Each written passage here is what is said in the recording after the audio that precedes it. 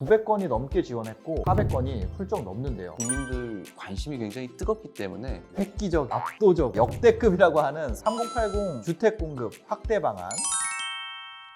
네, 안녕하세요. 유튜버 신사임당입니다. 너무 반갑습니다. 제가 유튜브를 하다 보니 이렇게 국토교통부 유튜브 채널에까지 나오게 됐는데 초대해 주셔서 정말 감사합니다. 그리고 오늘 저 말고도 특급 게스트를 또 한 분 모셨는데 소개하겠습니다. 국토교통부 주택정책관 김영환 국장님입니다. 네, 안녕하십니까. 국토교통부 주택정책관 김영환입니다. 반갑습니다. 주택정책관님이 직접 나오는 경우는 제가 이게 국토교통부 채널이니까 가능한 거겠죠? 국토교통부 유튜브 채널이지만 저도 네. 오늘 처음 출연입니다. 아, 진짜요? 그래서 긴장도 많이 되고 저희가 마련한 정책, 추진하고 있는 정책들 국민 여러분들께 정확하게 잘 소개시켜 드릴 수 있는 네. 그런 자리가 됐으면 좋겠습니다. 저도 한번 잘 여쭤보도록 하겠습니다. 오늘 얘기는 그거잖아요. 3080 주택 공급 확대 방안 2사 대책이라고 그러는데 획기적으로 압도적으로 진짜 역대급이라고 하는 서울에만 32만 호, 그렇죠. 전국으로는 84만 호, 83만 6천 호죠. 예.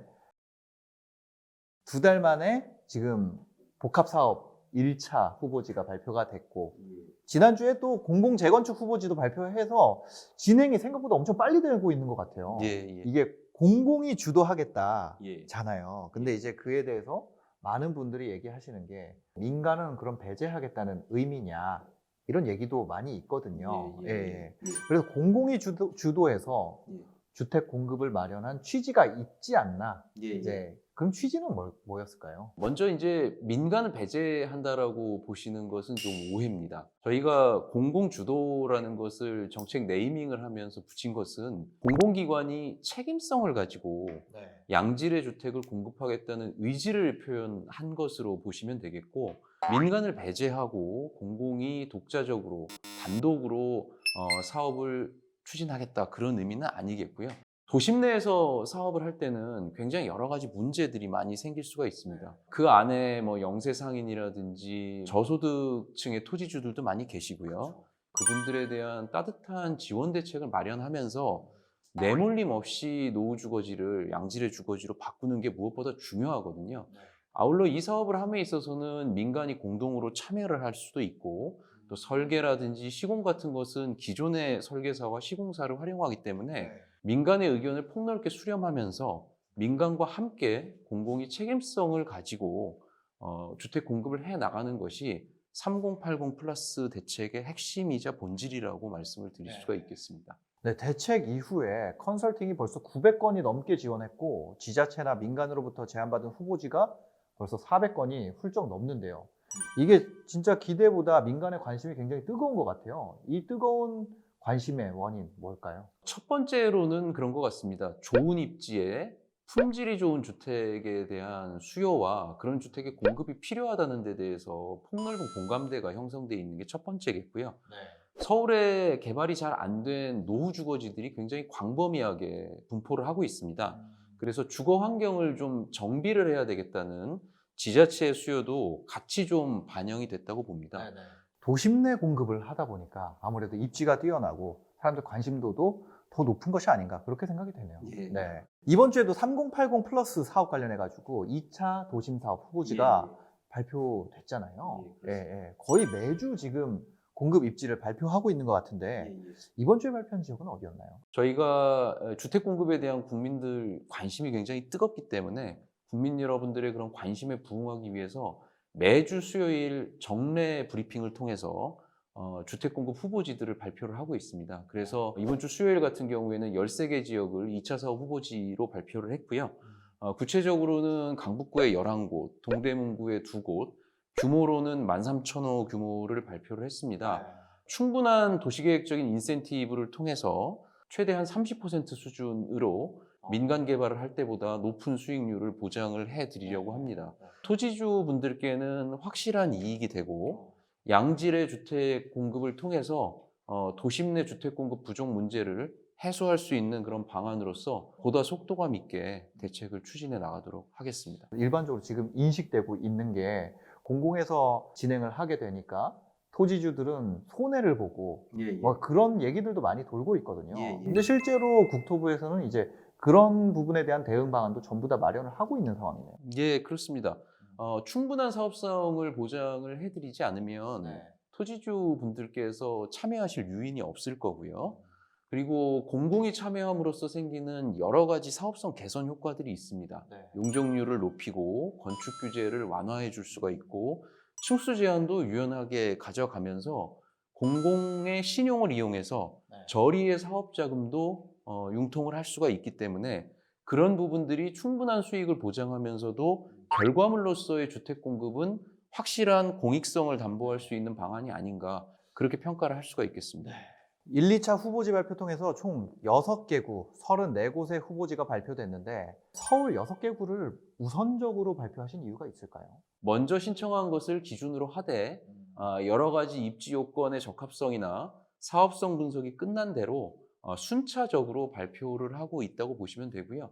이런 후보지 발표들이 매주 정례적으로 저희가 7월에 첫 예정지구 지정을 할 때까지 계속 이어질 것으로 예상이 됩니다. 네, 사업 진행에 있어 가장 중요한 주민 동의를 이제 확보를 해야 되는데 이 확보에 대한 계획도 가지고 계신가요? 예. 주민 동의가 없었던 부분들에 대해서 뭐 일부에서 이게 정부만의 구상이 아니겠냐 이런 말씀들을 하시는데 그렇지는 않고요. 가장 일선에서 밀접하게 주민들의 수요와 또 주민들의 욕구를 잘 파악하고 계신 구청에서 제안을 한 것이기 때문에 그만큼 이 노후 주거지를 개선을 해서 좋은 주택으로 만들어 보겠다는 수요가 큰 데를 추천을 해주신 만큼 주민 동의를 받는데 뭐 큰 문제는 없을 것 같습니다.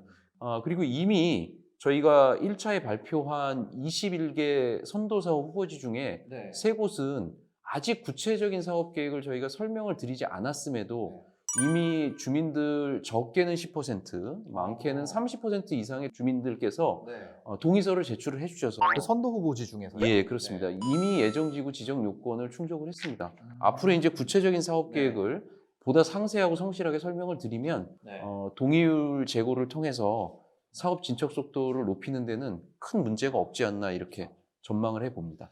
이 앞서 발표했던 이제 규제 대책들이랑 이번에 발표한 공급 대책들이 이제 컨비네이션이라 그래야 되나요? 그런 효과가 나면서 지금 주택 가격이 잡히는 듯한 그런 모습이 이제 최근에 보이고 있고 호가도 좀 빠지는 사례들이 포착이 되거든요. 시장 상황에 대해서도 살펴보고 계신가요? 예, 우리 뭐 그 신사임당님께서 좋은 평가를 해주셔서 감사를 드립니다. 다만 이제 시장 상황에 대한 평가는 굉장히 조심스럽고 어려운 부분이 있습니다. 그죠. 객관적인 지표를 가지고 좀 말씀을 드려야 될 텐데요.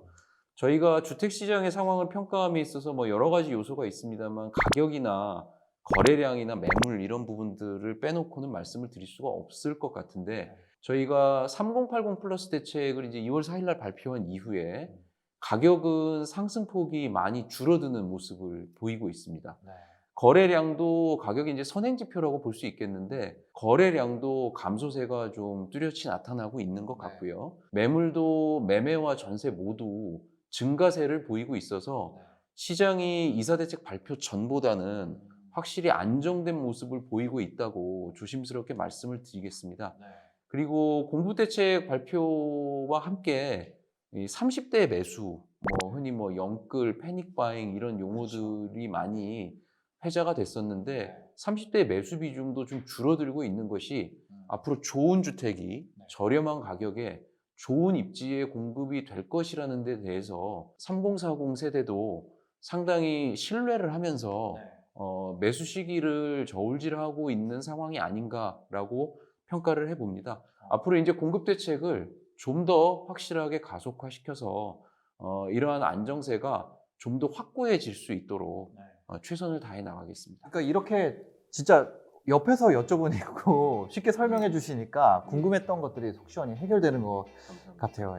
그리고 이렇게 참 저는 그런 걸로 계속 보잖아요. 그 보도 자료나 기사로만 이렇게 보다가 이렇게 직접 여쭤보고 듣고 하니까 더 훨씬 더 이해가 잘 되고 진정성이라든지 그런 게 많이 느껴지는 것 같아요. 오늘 그 신사임당님처럼 그런 저명한 유튜버님이 이렇게 출연을 해주셔서 네. 저희한테 이렇게 소중한 설명의 기회를 아, 할애를 아주- 해주시니 정말 감사드리고 앞으로도 이런 자리를 적극적으로 더 많이 갖도록 노력을 하겠습니다.